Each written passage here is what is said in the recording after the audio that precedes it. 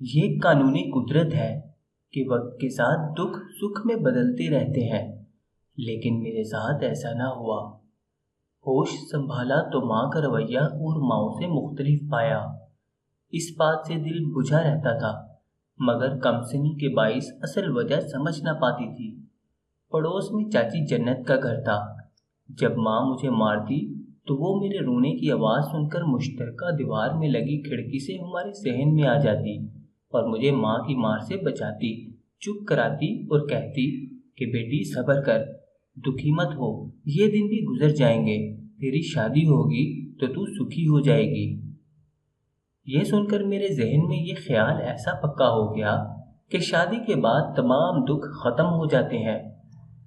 اب میں اس انتظار میں جینے لگی کہ بڑی ہو جاؤں گی تو شادی کے بعد میرے دکھ ختم ہو جائیں گے۔ بس یہی سوچ مجھے حوصلہ دیتی رہتی اور میں صبر کے ساتھ ماں کے ستم سہتی رہتی۔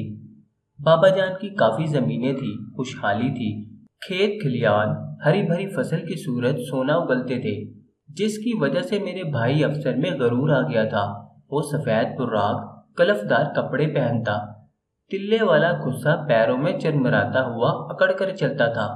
اس کا اترانا والد کی وجہ سے تھا، جن سے گاؤں کے لوگ ڈرتے تھے۔ بھیا کا ایک لفنگا سا دوست تھا جس کا نام صاحب داد تھا۔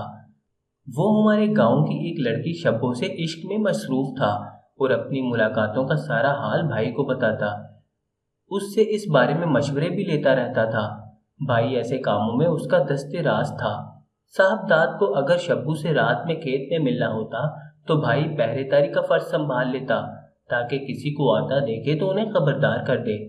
صاحب داد کا باپ اللہ داد بھی زمیندار تھا، لیکن وہ ایک لالچی آدمی تھا۔ بیٹے کے عشق کا اسے پتا تھا، مگر لڑکی غریب تھی، لہذا باپ نے اسے شادی کی اجازت نہ دی، بلکہ تنبیہ کی کہ اگر تم نے اس چھوکری سے شادی کی تو میں تم کو گھر سے نکال دوں گا۔ تاہم شبو اور صاحب داد کی کھیتوں میں ملاقاتیں جاری رہیں۔ اڑتی اڑتی خبریں اللہ داد کے کانوں میں پڑی تو وہ پریشان رہنے لگا۔ سوچا کیوں نہ بیٹے کی شادی کسی اچھے گھرانے کی لڑکی سے کر دوں۔ وہ اپنے دوست عادل خان کے پاس گیا اور بیٹے کے لیے اس کی لڑکی کا رشتہ مانگا۔ عادل خان خوشحال زمیندار تھا اور اللہ داد سے اس کی پرانی دوستی تھی۔ اس نے فوراً ہاں کر دی، اگرچہ صاحب داد کے بارے میں ایسی ویسی باتیں اس کے کانوں تک بھی پہنچتی رہتی تھی، لیکن اس نے یہ سوچ کر دوستی کا پاس رکھا کہ لڑکے جوانی میں اس طرح کے معاملات میں ایک آدھ بار ضرور الجھتے ہیں۔ زمینداروں کے لیے ایسی باتیں کچھ خاص اہمیت نہیں رکھتی۔ یوں اس کی بیٹی عالیہ سے صاحب داد کا رشتہ طے ہو گیا۔ باپ کا روب اتنا تھا کہ بیٹا کچھ نہ کر سکا۔ باپ نے دھمکیاں اور ماں نے رو رو کر واسطے دیے تو صاحب داد کو عالیہ سے بیاہ کرنا پڑا۔ وہ اچھی لڑکی تھی، اسے صاحب داد کے معاملات کا علم نہیں تھا۔ وہ اسے اپنا مجازی خدا مان کر چاہنے لگی، اس کی خدمت کرتی اور چاہتی تھی کہ شوہر اس سے خوش رہے۔ وہ شوہر کے ساتھ ساتھ ساس سسر کا بھی خیال رکھتی تھی تاکہ کسی کو شکایت کا موقع نہ ملے۔ کچھ دن تو صاحب داد پرسکون رہا، سب یہی سمجھے کہ عشق کا معاملہ ٹھنڈا پڑ گیا ہے، لیکن یہ ایک دبی ہوئی آگ تھی جس پر وقتی طور پر چھینٹا پڑ گیا تھا، مگر چنگاریاں اندر سلگ رہی تھیں۔ وہ شبو کو نہ بھلا سکا اور وقت گزرنے کے ساتھ ساتھ اس کے دل میں ہوا کٹنے لگی۔ اب جب وہ شبو سے مل کر آتا، بیوی کو اپنی خوشی کی راہ کا کانٹا سمجھتا۔ وہ جس قدر اس کا خیال کرتی، وہ اس سے اس قدر ہی چڑھتا اور نفرت محسوس کرتا۔ رفتہ رفتہ یہ نفرت شدید ہوتی گئی۔ ایک دن کسی نے عالیہ کو بتایا، تمہارا شوہر گاؤں کی فلاں لڑکی سے محبت کرتا ہے اور وہ راتوں کو چھپ چھپ کر ملتے ہیں۔ اس نے شوہر سے پاس پرس کی اور کہا کہ اگر یہ بات سچ ہوئی تو وہ نہ صرف مہکے چلی جائے گی بلکہ اپنے باپ کو آگاہ کر دے گی۔ اس طرح جھگڑا بڑھے گا۔ صاحب داد ان دھمکیوں میں آنے والا نہیں تھا، اس کے قدم نہ رکے اور وہ کارزار عشق میں آگے ہی بڑھتا گیا۔ عالیہ کسی گرے پرے خاندان سے نہ تھی، وہ بھی ایک زمیندار گھرانے کی بیٹی تھی۔ اس نے شوہر کو صاف کہہ دیا کہ اگر تم راتوں کو اسی طرح غائب رہے اور آدھی رات کے بعد دیوار پھاند کر گھر آئے تو میں تمہارے والد کو آگاہ کر دوں گی۔ صاحب داد اپنے باپ سے بہت ڈرتا تھا۔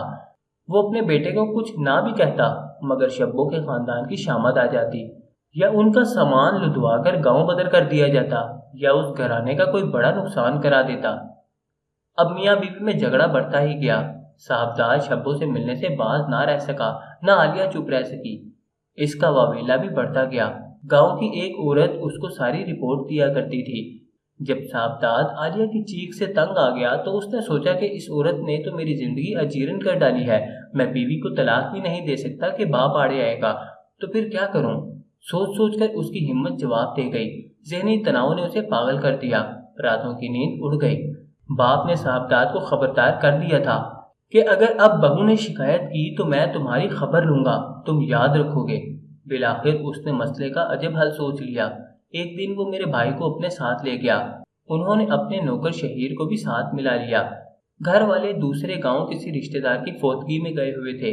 ان تینوں نے مل کر عالیہ کو کمرے میں بند کر کے ٹھکانے لگا دیا۔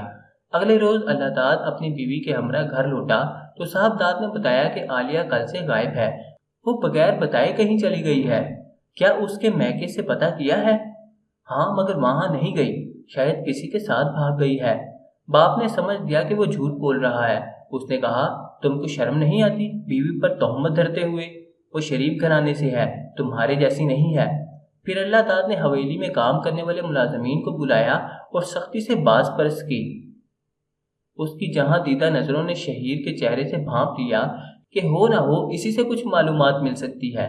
اس نے تمام نوکروں کو واپس ان کے کاموں پر بھیج دیا، مگر شہیر کو روک لیا اور اس کو کافی رقم کا لالچ دے کر کہا کہ سچ بتاؤ گے تو انعام کے حقدار۔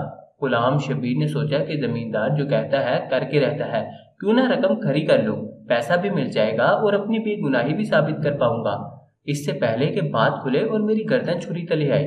وہ گویا ہوا، زمیندار صاحب، میں نوکر آدمی ہوں، آپ کا اور آپ کے بیٹے کا بھی۔ مجھے جان سے مار دینے کی دھمکی دے کر صاحبزاد نے ایک بوری دی تھی کہ اس کو دریا پر لے جا کر جو کچھ اس میں ہے وہ لہروں کے سپرد کر دو۔ باقی عالیہ بی بی کو قتل ہوتے میں نے نہیں دیکھا اور نہ ان کو اسے مارتے دیکھا۔ افسر خان اور آپ کا بیٹا آدھی رات کے بعد میرے کوارٹر میں آئے تھے اور مجھے جگا کر صاحب نے بوری میرے کندھے پر رکھ دی۔ دریا پہنچا تو میری قمیض پر خون لگ چکا تھا۔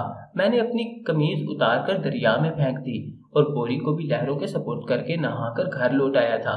جان کے خوف سے کسی کو نہیں بتایا، لیکن آپ نے میری حفاظت کا ذمہ لیا ہے تو بتا رہا ہوں، مجھ کو اس عمل میں شامل نہ سمجھیے، میں تو نوکر ہوں، آپ اور آپ کے گھر والے بھی میرے مالک ہیں، صاحبزاد بھی میرے مالک ہیں، میں مجبور اور کیا کر سکتا تھا، نہ مانتا تو وہ جو میرا حشر کرتے آپ جانتے ہی ہیں۔ اللہ داد کو یقین نہ آ رہا تھا کہ اس کا بیٹا اتنا بے رحم اور شفاق بھی ہو سکتا ہے۔ وہ غم و غصے سے کانپ رہا تھا۔ افسر پر بھی حیرت تھی۔ وہ جوش میں بندوق لے کر گھر سے نکلا، مگر اس کے چچا زاد دروازے میں مل گئے اور اس کے تیور دے کر اسے اپنے گھر لے گئے اور تمام احوال سن کر سمجھایا کہ یہ حل نہیں ہے کہ تم بیٹے کو مارنے چلے ہو، اس کا دوسرا حل سوچتے ہیں۔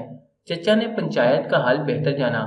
پنچایت بیٹھی تو یہ فیصلہ ہوا کہ عالیہ کے بدلے میں عادل خان کو قاتل کے گھر سے کوئی لڑکی خوب بہا میں دے دی جائے۔ چونکہ واردات میں میرا بھائی افسر بھی برابر کا شریک تھا اور صاحبزاد کی کوئی بہن نہیں تھی جس کو خون بہا میں دیا جاتا، تو پورا فال میرے نام نکلا۔ یوں مجھے عالیہ کے ورثہ کو دے دیا گیا۔ عادل خان مجھے گھر لے آیا اور میرا نکاح اپنے بیٹے ارجمن سے کر دیا۔ اس گھر میں میری ظاہری حیثیت بہو کی تو ہو گئی، لیکن اپنے گھر والوں سے میرا رشتہ ہمیشہ کے لیے ختم کر دیا گیا۔ تاہم میں ایک خوشحال زمیندار کی بیٹی تھی، لہٰذا مجھے باندی بنا کر رکھنا یا فروخت کرنا عادل خان کے لیے بھی اس کی حیثیت سے کمتر معاملہ تھا۔ یوں مجھے بہو کا منصب دے تو دیا گیا تھا، لیکن میری حیثیت باندی کی ہی تھی، کیونکہ خون بہا میں آئی لڑکی ہمہ وقت مقتولہ کی یاد دلاتی تھی۔ صاحبزاد کو اس کے باپ نے روپیہ پانی کی طرح بہا کر قانون کے شکنجے میں جکڑنے سے بچا لیا۔ وہ سزا سے تو بچ گیا، مگر قدرت نے اس کے لیے ایک اور سزا تجویز کر رکھی تھی۔ جس شبوں کی خاطر یہ سب کچھ ہوا، صاحبزاد کی قسمت میں وہ لڑکی بھی نہیں تھی۔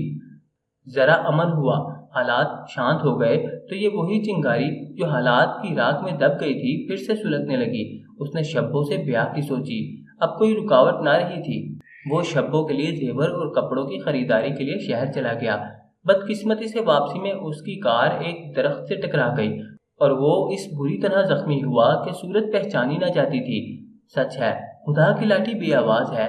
ارجمن خان کو اپنی بہن عالیہ سے بہت پیار تھا۔ جب اس کی یاد آتی وہ مجھ پر قہر برسا دیتا۔ اس نے مجھے بیوی تسلیم نہ کیا تھا جبکہ میں اس کے نکاح میں تھی۔ اس کا جی چاہتا کہ بہن کے بدلے مجھے قتل کر دے، لیکن اس کے باپ نے اسے روکے رکھا تھا، کیونکہ افسر بھائی نے کافی زمین میرے نام کر دی تھی اور عادل خان سے لکھوا لیا تھا اگر میری بہن کو مار دیا گیا تو یہ زمین واپس میرے بھائی کو مل جائے گی۔ चुनांचे अर्जुमंद को मजबूरन मुझे बर्दाश्त करना ही था। जब मैंने पहले बच्चे को जन्म दिया तो भाई अफसर ने मुझे कहा कि तुम अब तलाक लेने की करो, जितना वो कहेंगे हम उतना ताउन अदा कर देंगे, ये बेटा भी उसको दे देंगे और तुम्हारी शादी किसी और से कर देंगे। तुम कम से कम अपनी बाकी जिंदगी जिल्लत से तो ना गुजारोगी। मैं भी इस जिल्लत भरी जिंदगी से छुटकारा चाहती थी, लेकिन जानती थी कि वो मेरा बेटा हर हाल में छीन लेंगे और मैं अपने लखते जिगर को किसी हाल में छोड़ नहीं सकती थी। बस अपने बेटे की खातिर मेरी ममता ने तमाम उम्र जुल्म सहने को तरजीह दी। मैं अर्जुमंद के बच्चों की माँ बन गई, मगर उसको फिर भी रहम न आया। उसे बस ये बात याद रहती कि मेरा भाई उसकी बहन के कत्ल में शामिल था और मैं उसकी बहन के खून बहा में आई थी। वो हर तरह से मुझे ज़हनी अज़ियत देता था ताकि उसके इंतकाम की आग धीमी रहे। आखिर वो वक्त भी आ गया जब मेरा बेटा जवान हो गया। अब मैं एक बेटे और 3 बेटियों की माँ थी, लेकिन खावंद फिर भी मुझसे नफरत ही करता था, जबकि अपनी औलाद से बहुत मोहब्बत करता था। वो बच्चों से हमेशा यही कहता कि तुम्हारी माँ हमारी बांदी है, ये अच्छी औरत नहीं है। मेरे बेटे ने उसकी बातों का ज्यादा असर कबूल किया। वो भी मुझसे नफरत करता था, जबकि छोटी बेटी मुझसे प्यार करती, मेरा ख्याल करती थी। लेकिन जिस बेटे की खातिर मैंने जिंदगी कुर्बान की, उसने मुझसे प्यार ना किया। मेरी बड़ी बेटियां भी मुझको अच्छा ना समझती थी कि मैं तावान में आई औरत थी। खुदा जाने ये गलत रस्में कब खत्म होगी। मेरा तो कोई कसूर भी ना था, मैं तो किसी के किए गए बदले की सजादार हुई। बचपन अच्छे दिनों की आस में जख्मी हुआ कि माँ सौतेली थी, जवानी में खून बहा के तौर पर मकतूला के वारिसों को दे दी गई। औलाद अगर प्यार करती तो शायद बुढ़ापे में सारे जख्म मुंदमल हो जाते, लेकिन ये भी एक कड़वा सच है कि अक्सर औलाद भी वफा नहीं करती।